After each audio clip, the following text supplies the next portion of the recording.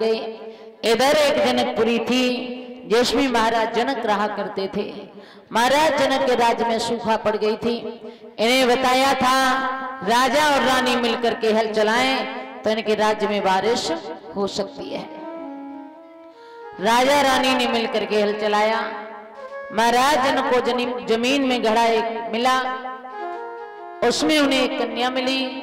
उस कन्या को महाराज जनक ने अपनी बिटिया मान लिया था। उसी बिटिया का नाम रखा गया था सीता। एक दिन की बात, सीता मां आंगन में घूम रही थी तो एक धनुष रखा हुआ था।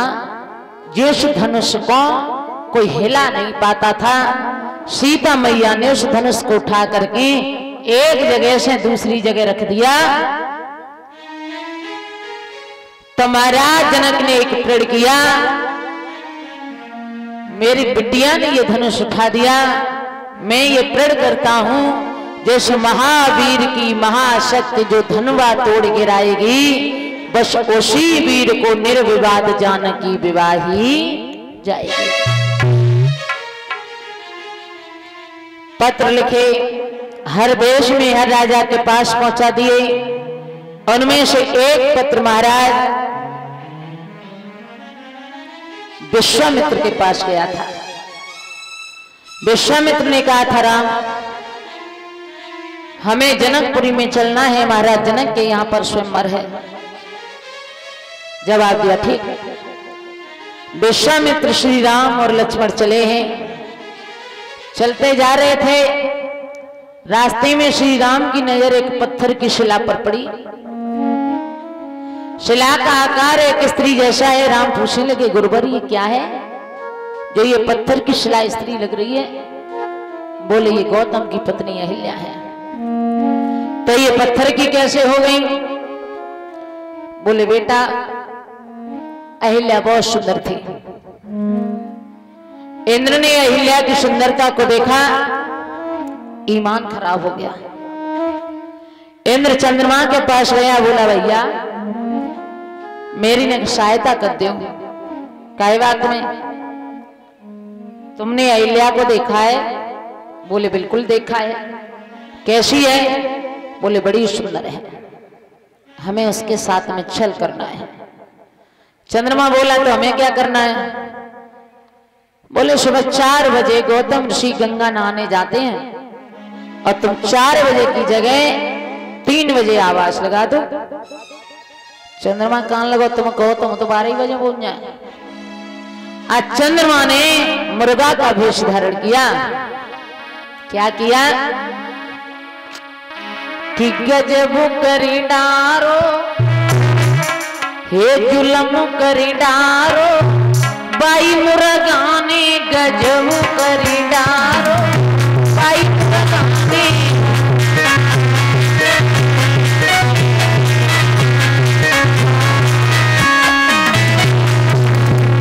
चंद्रमा चला, क्या हुआ? ए आधिया रात करण को पहरो,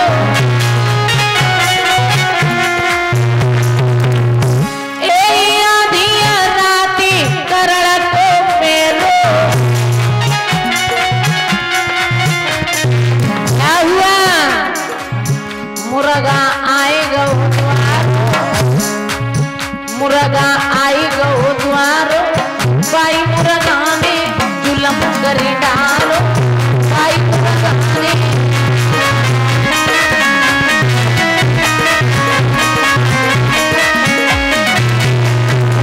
आधी रात्रि का वक्त है। ए धीरे धीरे मुर्गा बोले,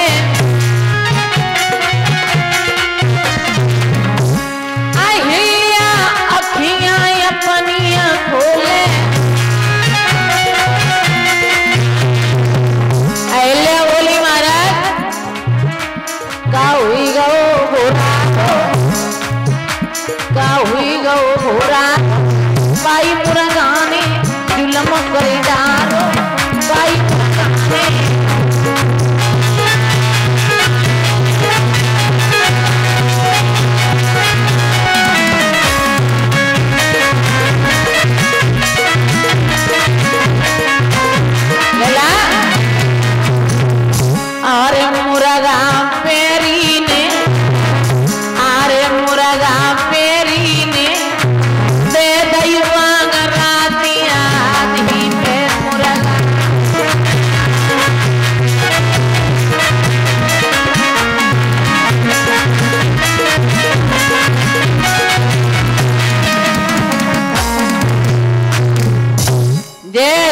चंद्रमा ने आवाज लगाई, गौतम ऋषि ने समझा कि सुबह हो गया, वस्त्रों को लिया चले गए। इंद्र ने अहिल्या के साथ में छल किया।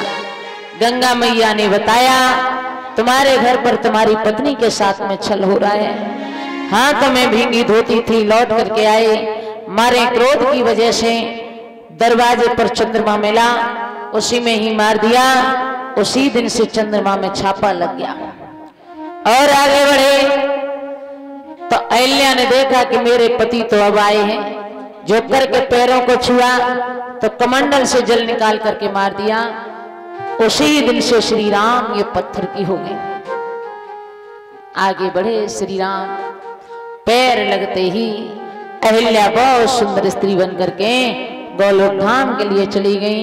बोलिए वृंदावन बिहारी लाल की। और आगे बढ़े, आए हैं महाराज मर्यादा पुरुषोत्तम श्री राम, शेषावतारी लक्ष्मण, विश्वामित्र पहुंचे हैं जनकपुरी में। महाराज जनक के दरवाजे पर धनुष रखा हुआ था। बड़े बड़े वीर धनुष को उठा रहे थे। लिखते हैं बाबा तुलसीदास, भूप सहस्त्र दश एक ही बारा, और लगे उठावन तरहिन। बड़े बड़े वीर धनुष को उठा रहे थे, लेकिन धनुष हिल भी नहीं रहा था।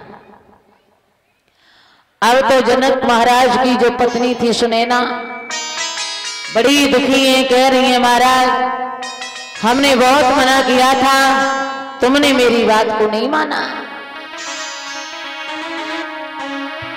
आरे देख रही करियू परा दो नैना, देख रही करियू परा दो नैना।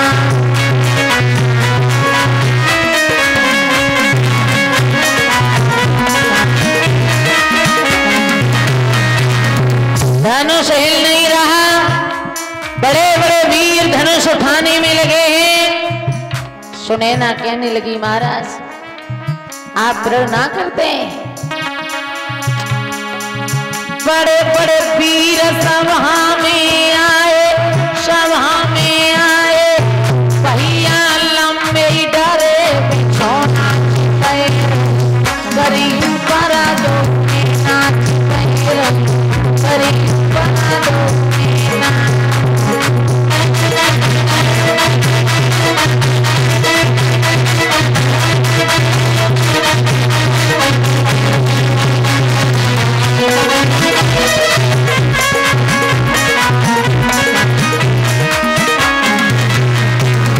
बड़े बड़े वीर बैठे हुए हैं, धनुष हिल नहीं रहा।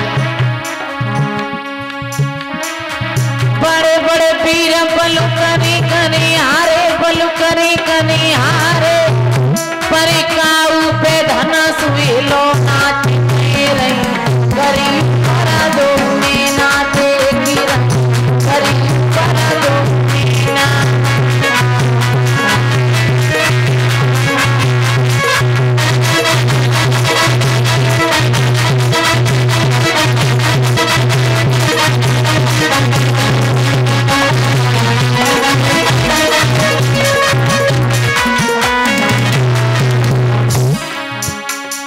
धनुष हिल नहीं रहा।